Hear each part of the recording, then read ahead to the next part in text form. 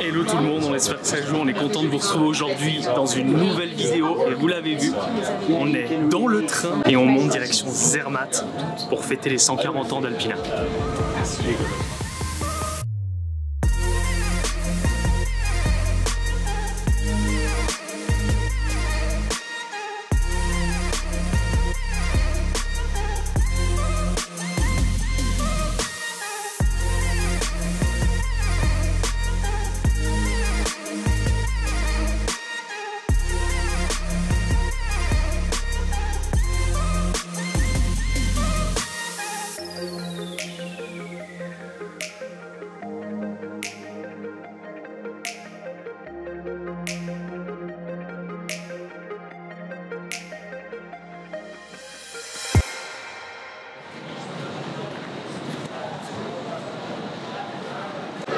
Bon, ça y est, Jonas est déjà en mode story et on vient d'arriver officiellement à Zermatt. On s'apprête à aller d'abord à l'hôtel. Visiblement, quelque chose d'un peu près sportif est prévu en ce début d'après-midi. Ça va être très cool et on se réjouit de vous faire vivre tout ça. Allez, c'est parti.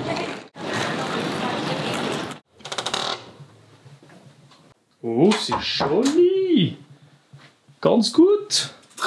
Très beau. T'as même un petit balcon dans ta chambre, toi. Moi, je sais pas encore si j'en ai un, mais très beau. Toi, t'attends ta chambre. C'est très chalet, quoi. C'est ouais, ce qu'on attendrait du coin. Ouais, mais c'est bon goût. C'est assez bon cool. Goût. Ouais, exact. Bon, petit passage en chambre pour poser les affaires. On vient d'arriver à Zermatt. C'est la toute première fois pour Alexis et moi, donc c'est presque un comble hein, finalement pour des Suisses et des Genevois de n'être jamais venus ici en Valais.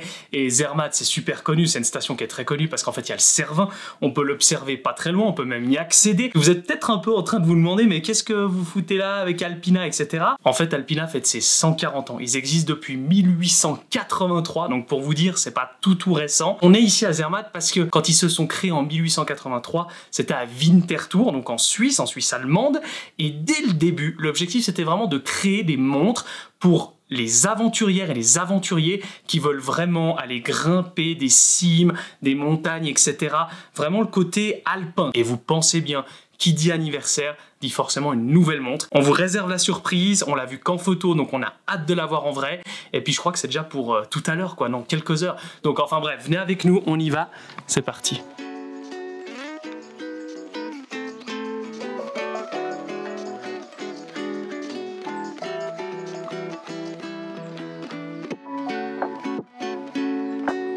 Et voilà, il est là, on voit pas la pointe, mais l'esprit Toblerone est là, c'est bon.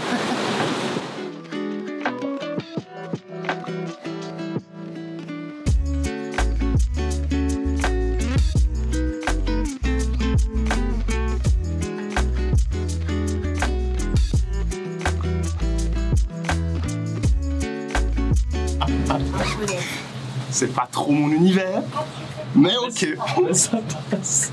Ça va? Ouais, ça va, non, ça va. J'ai un peu le vertige, mais oui, c'est vrai, je m'en suis rendu compte, non?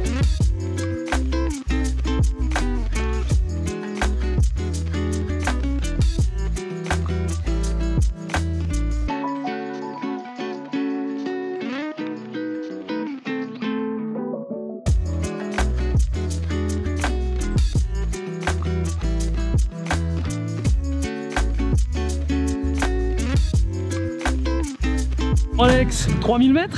Bon, après bien 10-15 minutes de téléphérique, là, télécabine, incroyable. On est à presque 3000 mètres d'altitude. C'est hallucinant. On se tape un de ces paysages les plus beaux qu'on a jamais vus de notre vie. C'est incroyable. Bon, j'ai fait un petit peu jeune froid, je me suis pas assez habillé, le citadin qui débarque à la montagne. Non mais regardez comme c'est magnifique, quoi, c'est un truc de dingue.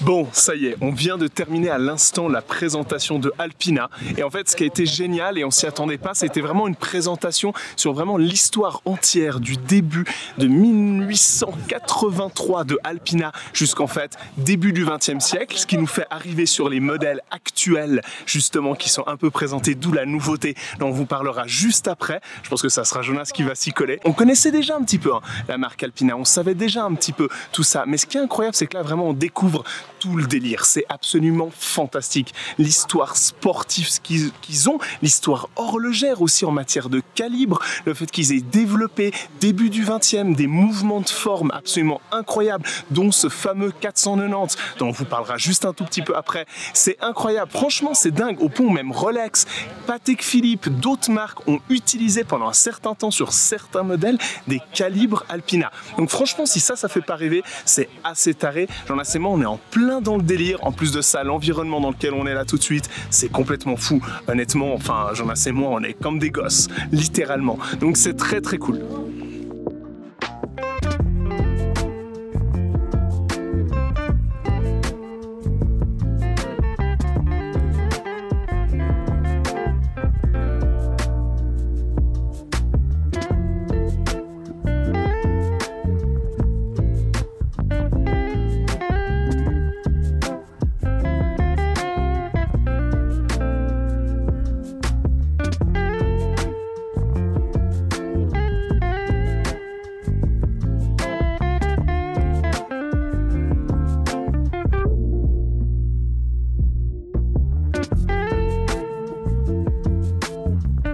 Bon, comme vient de vous le dire Alexis, on a terminé la conférence de presse, on vient de découvrir cette nouvelle pièce qui rend hommage aux 140 ans d'Alpina, un truc de malade, le mouvement 490 d'époque, donc de 1938. Il y a 28 pièces différentes, limitées en 2 exemplaires, donc 14 pièces et 14 pièces. Donc faut vous dire qu'ils ont repris un ancien stock, il nous a expliqué, ils ont racheté un stock qu'ils connaissaient même pas l'existence, donc c'est complètement taré. Cette montre est en argent, donc la boîte est complètement en argent, c'est une montre de forme, dite de forme, mouvement de forme, donc plutôt rectangulaire, carré rectangulaire, un peu comme la Reverso de chez Jaeger si vous connaissez. Donc franchement, une montre de fou, on a hâte de la prendre en main. Elle est tarée, enfin, nous ça nous fait vraiment vibrer, le cadre est idyllique, j'ai sorti le drone, ça fait plus de 20 minutes que je fais des plans, franchement on s'éclate quoi, c'est vraiment très très cool.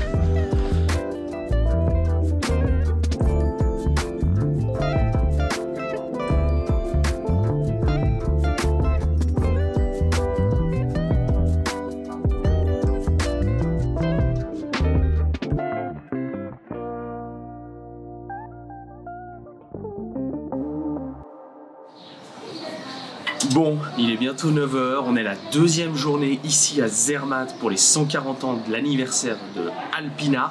Vous voyez, je suis équipé en mode sport parce qu'aujourd'hui, on va commencer la journée avec une marche et on a monstre hâte parce que ça va être hyper cool. Je sais qu'on va aussi avoir à un moment donné la nouvelle montre entre les mains pour vous en parler un peu plus en détail et vous la montrer avec ce beau paysage du Cervin. J'espère vraiment qu'on va pouvoir le voir parce qu'hier il était assez caché. Enfin bref, c'est parti pour la 2e journée, puis après on rentre à Genève ce soir. Allez! T'es prêt mon vieux? Bah écoute, ouais, le temps est presque avec nous et franchement on s'apprête à faire à ce qui paraît une des plus belles balades de Zermatt. Donc ouais, je pense que ça va être cool.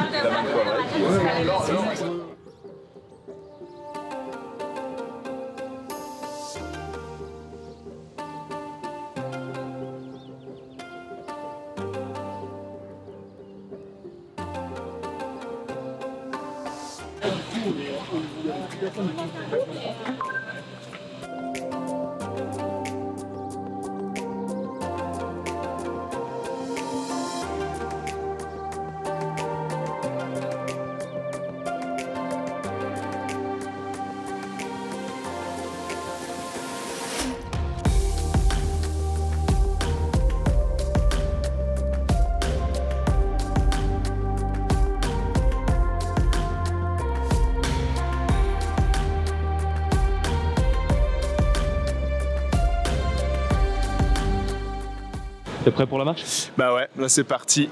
On vient de faire le petite télécabine et puis bah On a fait deux. Ouais, on a fait techniquement 2 télécabines et puis là on est arrivé en haut, puis on va faire le crochet, descendre sur le village et puis voilà, ça va être cool. Allez.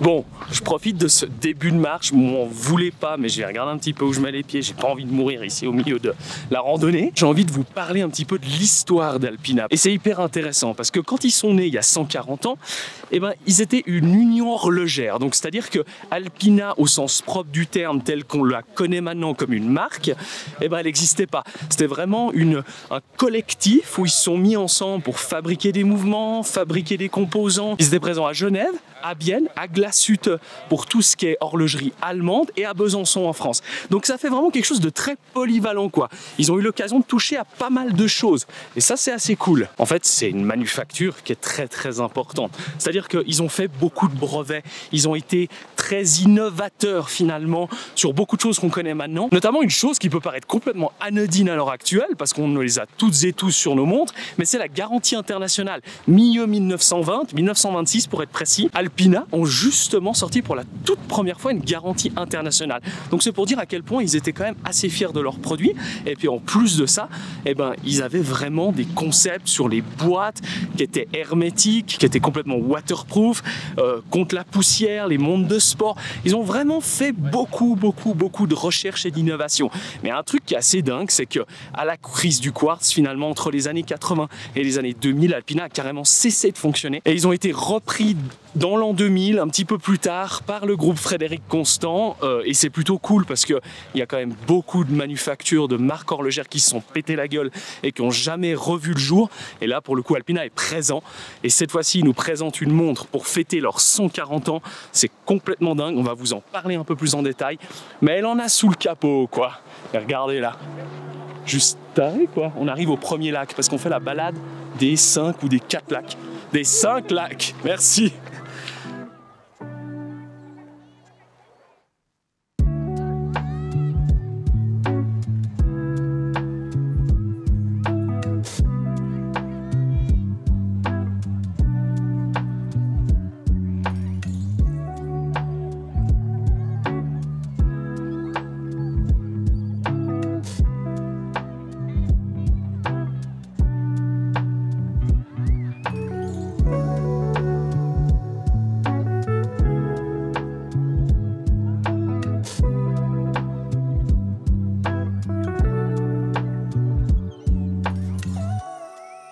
Wow, elles sont trop belles. On vient de les équiper au poignet maintenant. Elles sont tarées. Alexis, t'as la noire dans la poche. On s'est un petit peu battu pour en récupérer parce qu'il y en a deux, comme on vous a dit. Et on a les deux. Ouais, on a les deux. Et c'est incroyable. Franchement, elles vont au poignet, mais merveilleusement quand bien. t'as une montre en argent, ça fait le game. Et je vous le dis là maintenant dans cette vidéo, mais je pense que c'est mon rêve horloger. C'est d'avoir une montre en argent massif. Ouais, ça avait commencé avec la Tudor Black Beauty. Et qui sait, ça peut continuer avec la Tudor Black Beauty. Ah, c'est un peu chaud. Ouais, là c'est un peu chaud. Mais ça peut continuer. Ça donne des idées. Ça donne des idées. Ça inspire.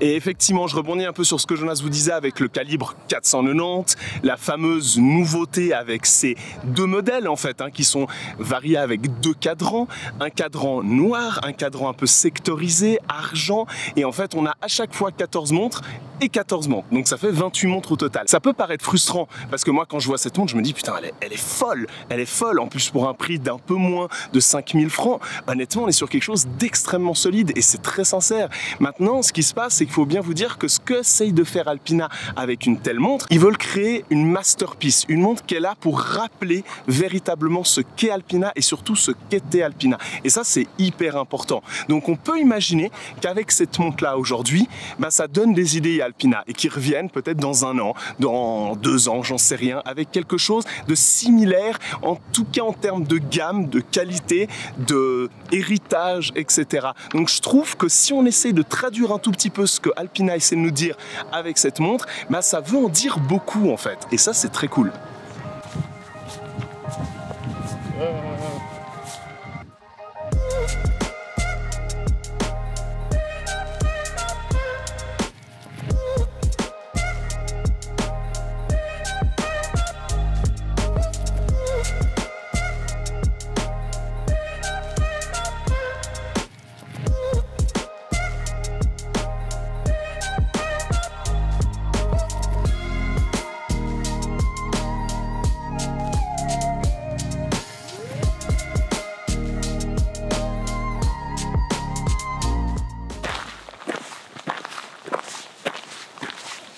Bon, c'est un peu là où tu regrettes d'avoir pris ton temps pour faire les vidéos, parce que tu dois rattraper le groupe et tirer un peu la bourre. Ouais.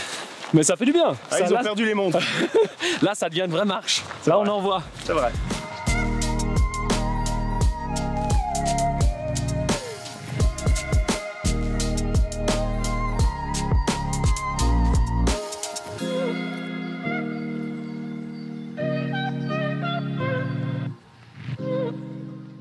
Bon, et une chose sur laquelle on n'a peut-être pas suffisamment insisté, parce qu'en les portant au poignet, on se rend compte à quel point c'est dingue, c'est que le calibre 490 qui est équipé dedans, en fait, il date de 1938. Enfin, je sais pas si vous vous imaginez un peu, la boîte a été redessinée, le cadran a été redessiné, c'est vraiment une toute nouvelle montre, mais par contre, le calibre, il est complètement d'époque. C'est dans son jus. Alors, forcément, ça a été restauré, rehuilé, c'est tout beau. Et puis, petite précision qu'ils nous ont expliqué hier Alpina, c'est que ces mouvements-là, à l'époque, quand ils les développaient en 38, 39 et 40, il n'y a même pas Patek Philippe qui les ont utilisés. Donc c'est pour vous dire la qualité du mouvement. On a un petit peu le meilleur des deux mondes, c'est-à-dire qu'on a le vintage de par le mouvement, qui est juste magnifique, et vous avez tout le reste qui est neuf. En plus de ça, avec le côté de l'utilisation de l'argent qui rajoute cette touche de vintage dans le moderne, c'est une montre hyper impressionnante.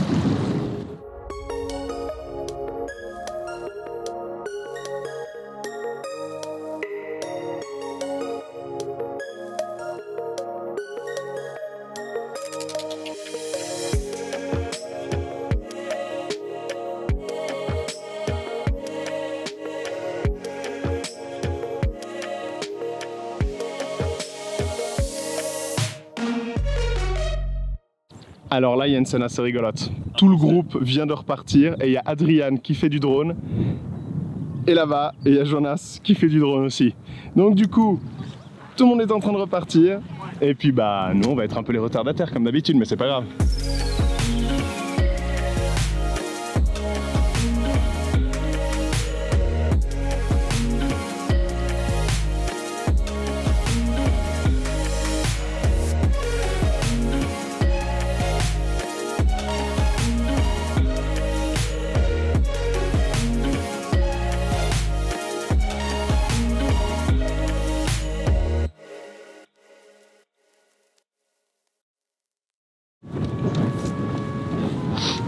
Alex, le rang des vaches. Ouais, j'adore ça moi.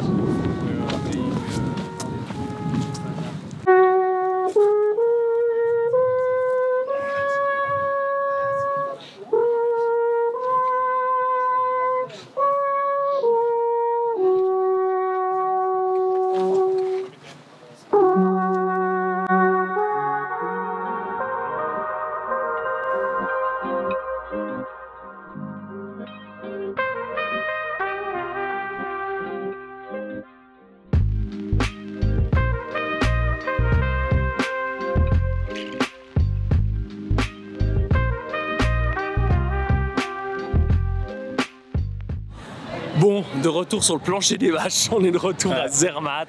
On vient de se taper une sacrée marche, un sacré événement en fait. Ouais, un sacré événement. Si on devait vous résumer ce qu'on pense aujourd'hui d'Alpina et la manière dont on voit maintenant les choses avec cette marque, c'est que pour nous, Alpina, c'est une marque très vieille qui s'est relancée il y a finalement pas si longtemps et qui pour nous est assise sur une mine d'or en matière de patrimoine et de savoir-faire. C'est vrai. Et je pense qu'ils vont travailler là-dessus. Du coup, ils nous le prouvent par ces 140 ans, l'anniversaire, cette fameuse pièce qui est complètement dingue. Franchement, chapeau à eux. Moi, je me réjouis de voir la suite d'Alpina. Pour moi, il y a un tournant, carrément. Et dites-nous dans les commentaires ce que vous pensez de cette montre, ce que vous pensez du Trib. Et puis, comme d'habitude, n'hésitez pas à liker cette vidéo, à la partager, à nous suivre. Et comme d'habitude, on se retrouve sur une prochaine vidéo. Et n'oubliez pas, d'ici là, soyez à l'heure.